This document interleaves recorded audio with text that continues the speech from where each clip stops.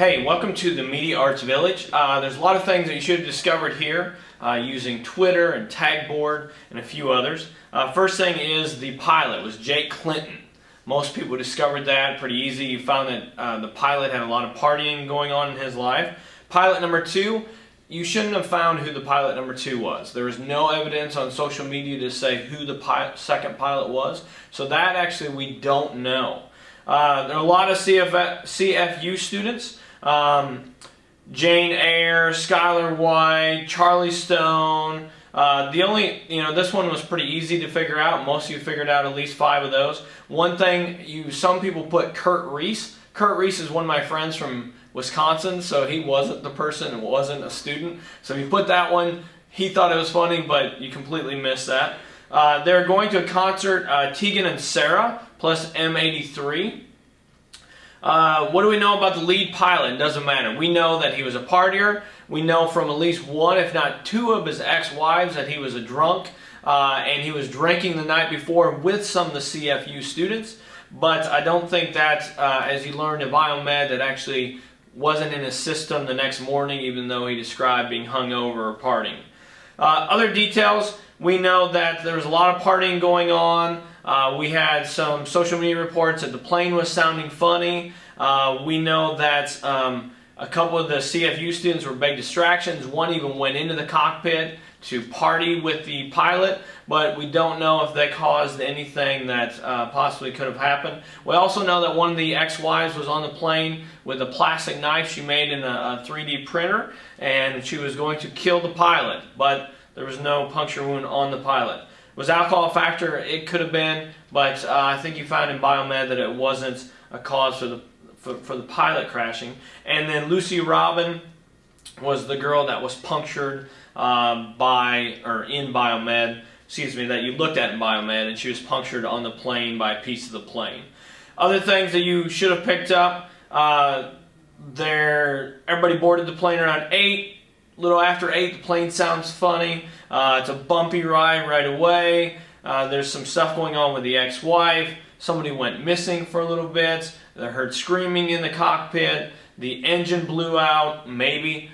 These are reports from people on the plane. And then we just start crashing, and eventually somebody's dead. So there's a lot of little things, a lot of red herrings. Some things are confusing, but that's how social media is. Thanks for playing along with Media Arts. So for your first task in the Biomedical Science Village, you should have found that the puncture wound was probably caused by a piece of metal that looked like this. For the second task in the Biomedical Village, you had to look at that puncture wounds victim's blood and see if they were positive for any communicable diseases. You should have found that there was a reaction when you added the indicator for HIV, meaning that the puncture wound victim was positive for HIV, and the person that cut their hand should also be tested for that disease.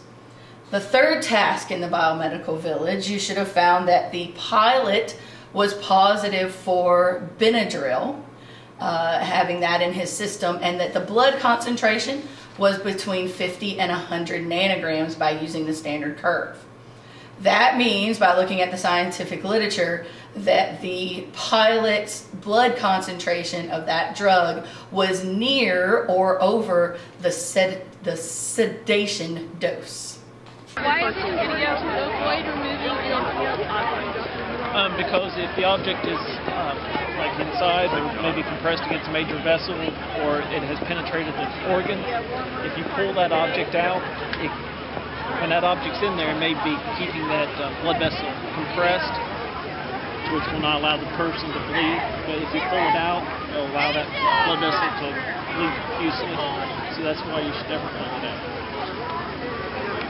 Is there a problem with doing a head tilt chin lift on a trauma victim? If so, why? You should not do it.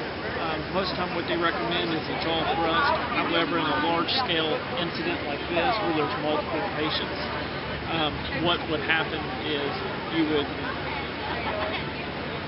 you would do the head tilt chin lift. If you come up on somebody that appears to be not breathing and is possibly deceased, what we do is we try to save the most victims possible. So what they'll do is they'll do a real quick head tilt chin lift, see if the patient starts breathing. If they don't, then they're declared. Thank you. Yeah, no. Yes, sir. And, What does triage mean? feel free to come. Triage is a French word that means to sort. They're gonna be doing Basically, we come into a scene like this where we got many, many victims. We need to pick out who is dead or dying, who is immediate, needs to go to the hospital right now, who can wait, and who is able to help us with the other victims. Thank you There's all. 4 levels. How long is the recommended time to triage a victim? We try to do it in less than 30 seconds per victim. We get down there, we see whether they have life signs or not. If we can do something quick, like to open their airway or to get them back to a better condition, we will. Otherwise, we move on to the next person. And what are the 3 basic assessments made in order to place a victim in a triage category? Airway, blood flow, and mental status. So what we do is we press on their thumb and we see how long it takes for it to turn pink again. Then we check their airway, see whether they're breathing, if there's something blocking their airway, or if we can clear it by changing their head position. And then if they are conscious but not able to answer good questions, then we consider, we put that into the immediate as well. Alright. Thank you for answering. You're welcome. Go ahead.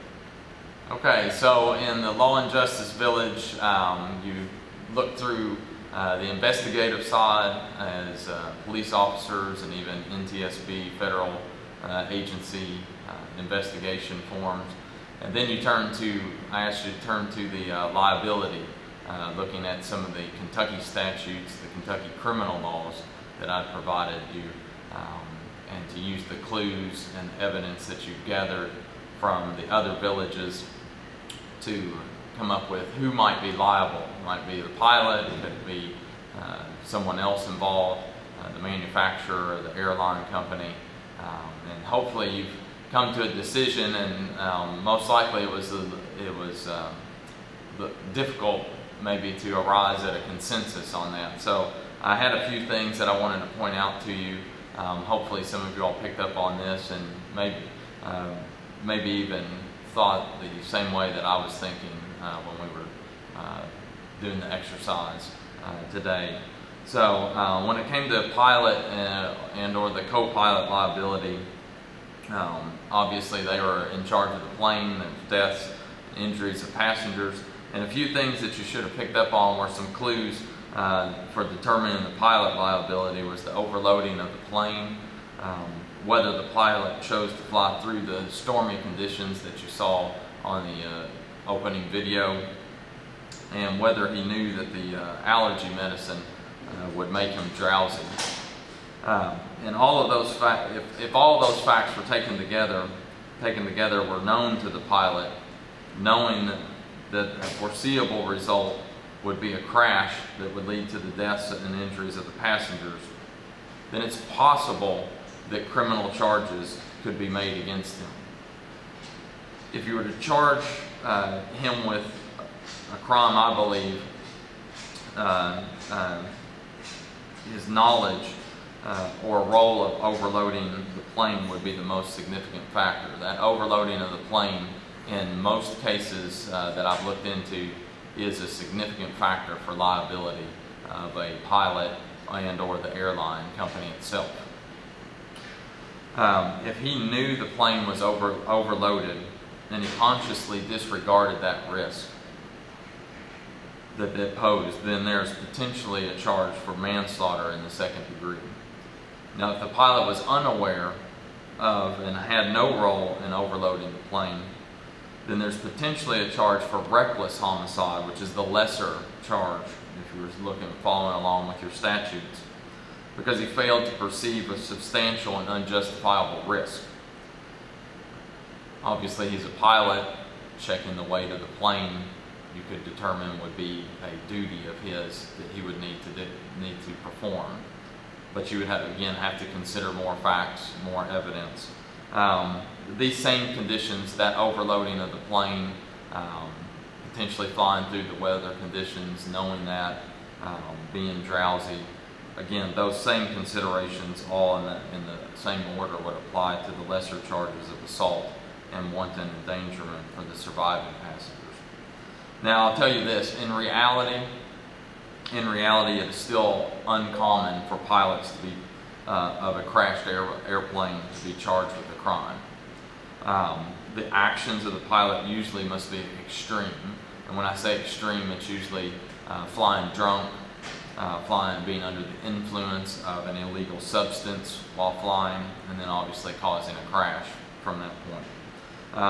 That is why, ultimately, I do not believe that the actions of the pilot rose to the level of extreme indifference to human life, which would be the level of murder here in Kentucky and some of the higher charges for the deaths and injuries of the passengers.